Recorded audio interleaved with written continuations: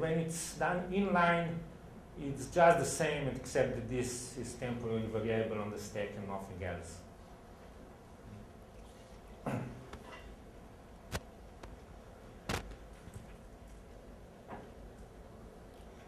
One of the basic premises of functional programming is to use functions to declare other functions, and to declare other functions and other functions, and so on and so on and so on. So if I want to make a function called double, which doubles a number, and again, this is a high order function, so I want a function named double which returns a function that will double a number. I can put my fingers in the correct position and type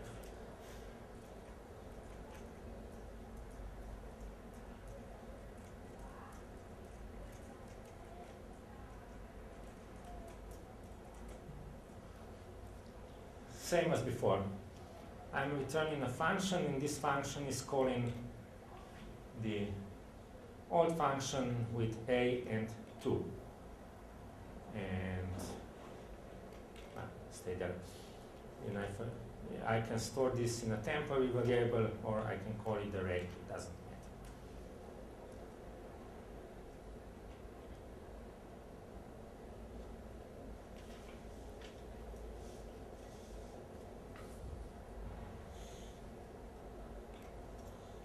Again, the answer is 6.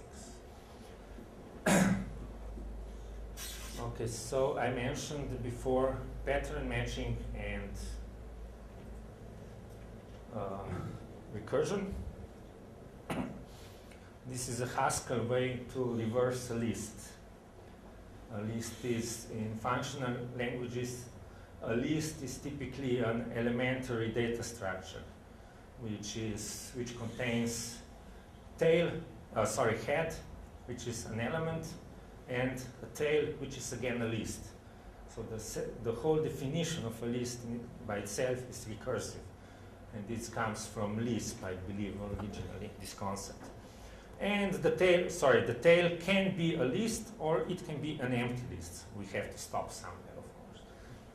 And reverse, in Haskell, this is a function declaration, and says reverse is a function which takes parameter list and returns a list.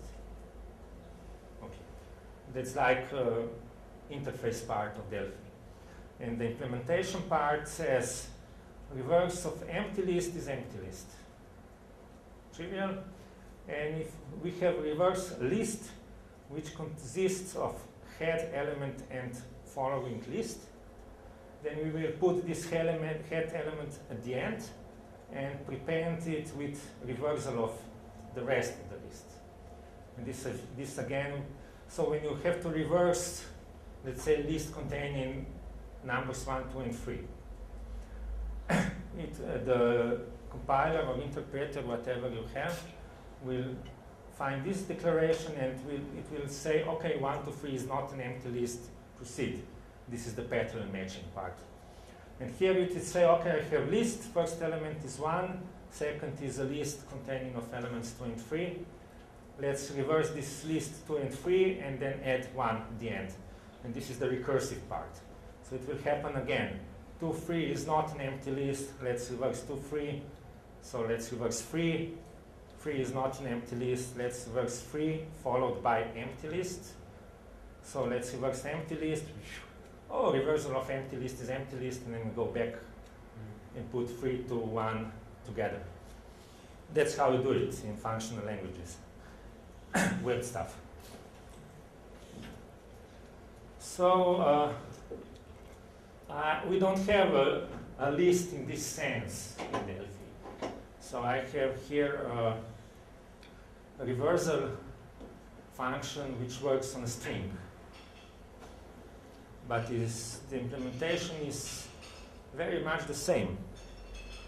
It says if string is not empty, so we are matching the not empty case, then reverse everything but the first element, copy from second to the end, and then add the first element at the end.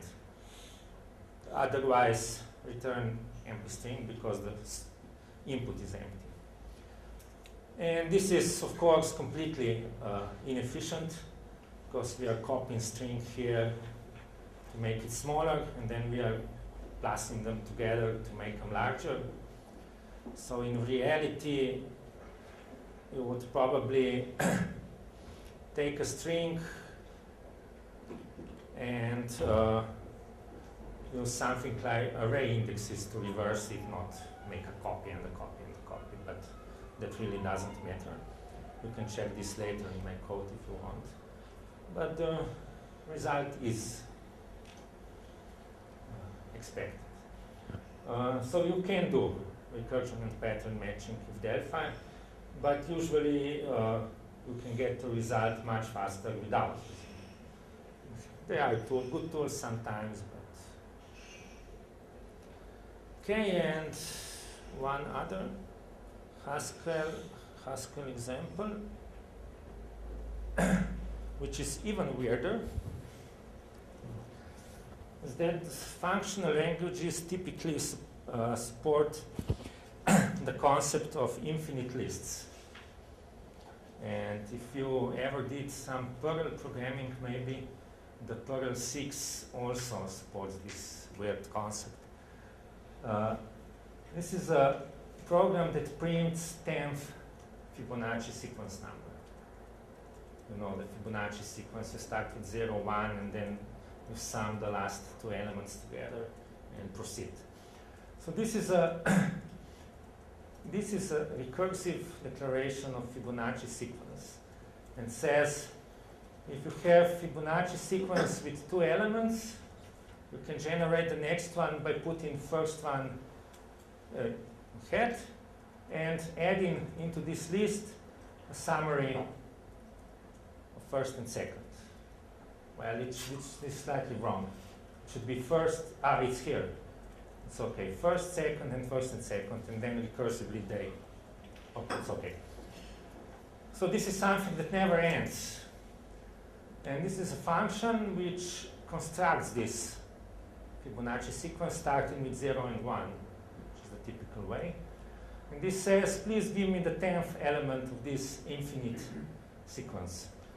So in reality, this is all solved with lazy evaluation. This never gets executed unless it has to. So when you say this, the compiler will say, okay, generate me the next item. Do I have 10 items in the list? No, please generate me the next item. And when it has 10 elements, it will give you the 10th element. Another weird thing. And this is something that we can't really do in Delphi. At least I couldn't find the point, couldn't find a way to do it. But I constructed something different, which is maybe even weirder. So if I have a Fibonacci, I have here a function that will take a number, 10, and it will generate a function that will give me 10th Fibonacci number. And this function, again, will be declared in terms of itself, just like the list in the Haskell example was. The trick here is that I can say if this is the first element, I can simply return an anonymous function returning this A. And remember this A and this A because I will mention them in a moment again. Otherwise, if we are not yet done, please use yourself to create a new anonymous function that will use a new parameters B and A plus B, and I want one less element in this list. So if I want 10th element of 0 and 1, I want 9th element of 1 and 1, I want 8th element of 1 and 2, and so on and so on and so on. What's a good example here is not how this is constructed, because this is just joke, basically. This has no practical value. Well, maybe if you are doing expression parsing and expression tree generation, you could use an approach like this to generate a function which will calculate your expression given some tree. Maybe. The important part here is, what is this A? This A is nowhere in this function declaration. This A is here. It's not in this function. And this is the strongest part of anonymous functions. They can capture, as this is called, variables that are not theirs, that lie somewhere else, external to the program. So this will generate a function which will put here a current value of A, whatever it was when this was called. And we'll see later that this is really, really, really strong and helpful. But for now, let's just run this. Form create, I don't need form create. So I have here print first to 9th Fibonacci number. Here the situation is different. I'm passing this parameter to the Fibonacci, and this will generate me anonymous function that I have then to evaluate. But I will stop here.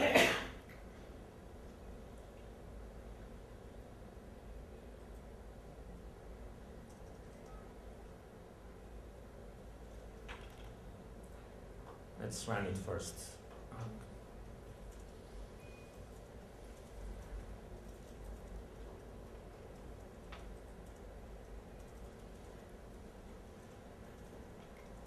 So I get what you would expect, 1, 1, 1, 2, 3, 5, 8, and so on and so on and so on. So to prove my point here,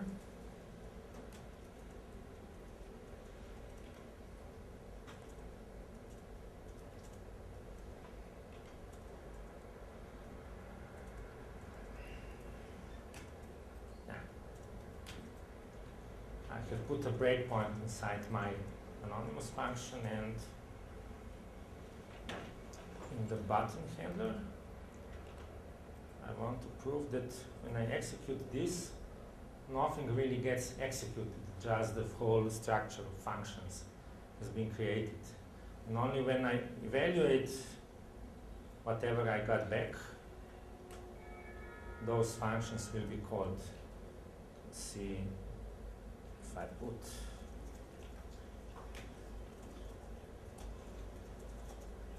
those numbers into watch list.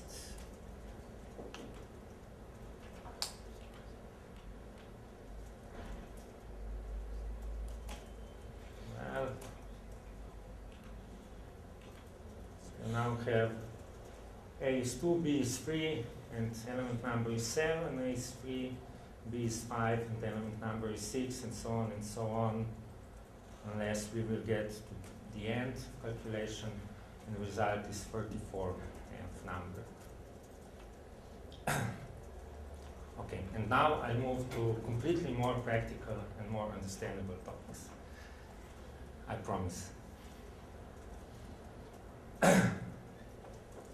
What I have here is a variation of the Fibonacci sequence, which is a generic sequence generator or generic list, where you specify first element, second element, which element interests you, and a function which will generate the next element from 2. In this example, this is a normal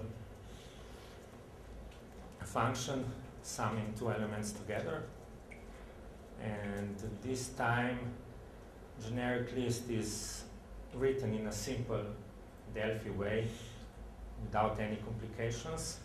It takes 2 elements, element number, and a function which will take 2 parameters to generate the third. As we have seen, we can pass an anonymous function to such generic list, or we can pass a normal function that takes 2 elements and generates results or whatever. And this list top is then called. So for each two elements to produce the next element. So when I do, and I call this generic sequence, and I'll have 0 and 1, and this anonymous, this function will be called, and sum them together, and then I have 1 and 1, and I will get 2, and so on, and so on, and so on. But what I can also use, what I could do, this is a normal method or procedure, I don't know, a normal function, not even form-based. I could also write this inline as anonymous method and say, this is function taking two integers, returning an integer. It's defined as a sum of two elements, and now here's no semicolon.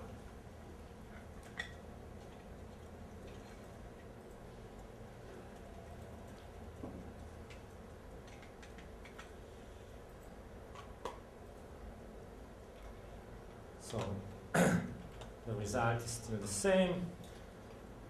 And in this second example, I'm using different starting elements, 1 and 2, and different target elements, and I'm providing a multiply, the function that we created before that returns a function to multiply two elements here to generate the next element. So 1 times 2 is 2, 2 times 2 is 4, 2 times 4 is 8, and so on, and so on, and so on.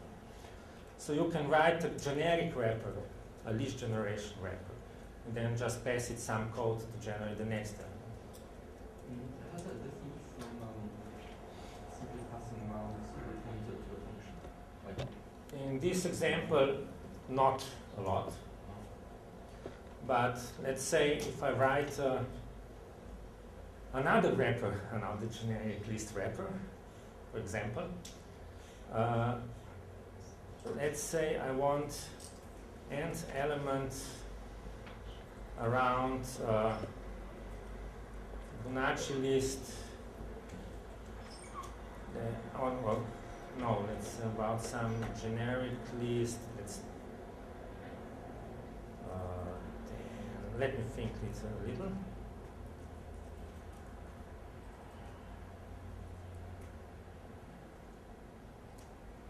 Let's say this should work.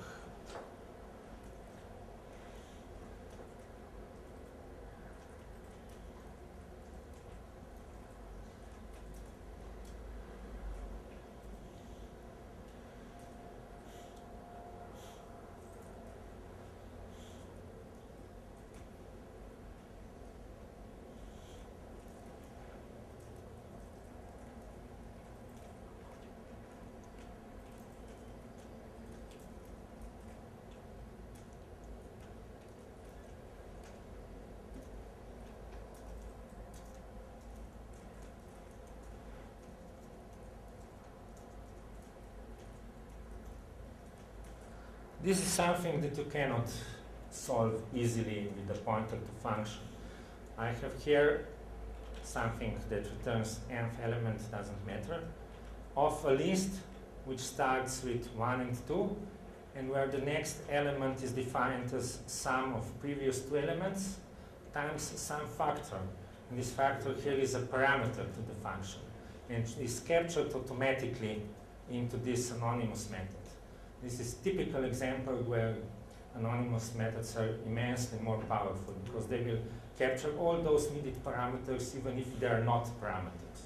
So you would have to, otherwise you would have to add to the For example, or so on, you have to complicate in some other way. When it gets returned, when the